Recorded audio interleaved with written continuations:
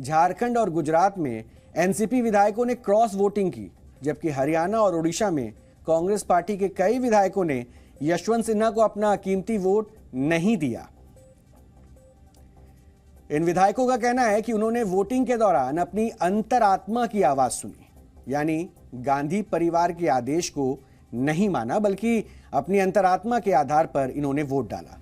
असम में आईयूडीएफ पार्टी का दावा है कि कांग्रेस के कम से कम 20 विधायकों ने द्रौपदी मुर्मू के समर्थन में वोटिंग की है।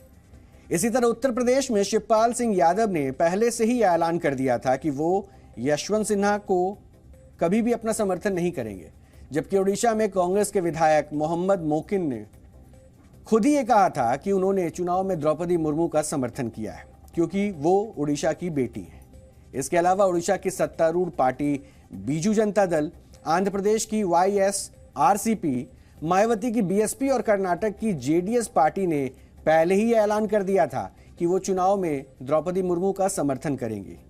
अलावा इसके झारखंड में हेमंत सोरेन की पार्टी झारखंड मुक्ति मोर्चा और कांग्रेस की सरकार है, लेकिन इसके बावजूद झारखंड मुक्ति मोर्चा ने यूपीए से अलग द्रौपदी मुर्मू का राष्ट्रपति चुनाव में समर्थन का ऐलान कर दिया।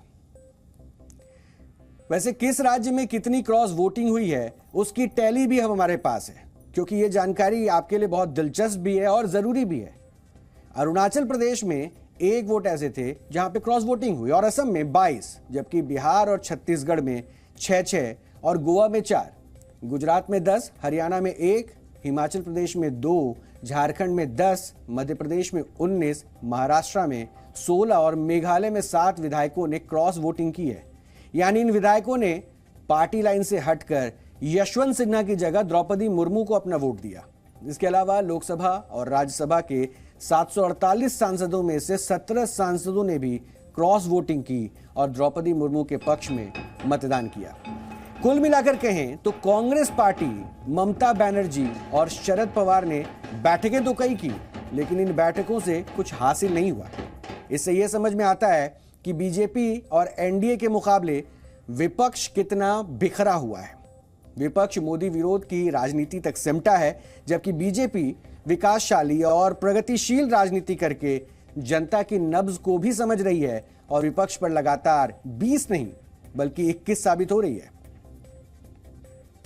ये क्रॉस वोटिंग की टैली हम आपको लगातार दिखा रहे हैं और राष्ट्रपति चुनाव में जिस तरह से हमने पहले बताया कि किस तरह से क्रॉस वोटिंग हुई, यानी कि दावे तो थे कि हम अपने उम्मीदवार के साथ खड़े हैं, लेकिन एनडीए के उम्मीदवार को लेकर किस तरह से लोगों की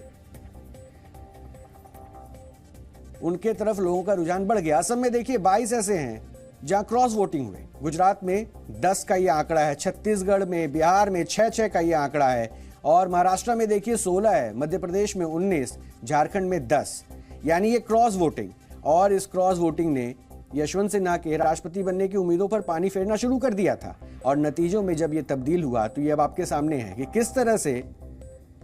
जो फरमान आया था गांधी परिवार की तरफ से उसके इतर जाके इन लोगों ने क्रॉस वोटिंग की है।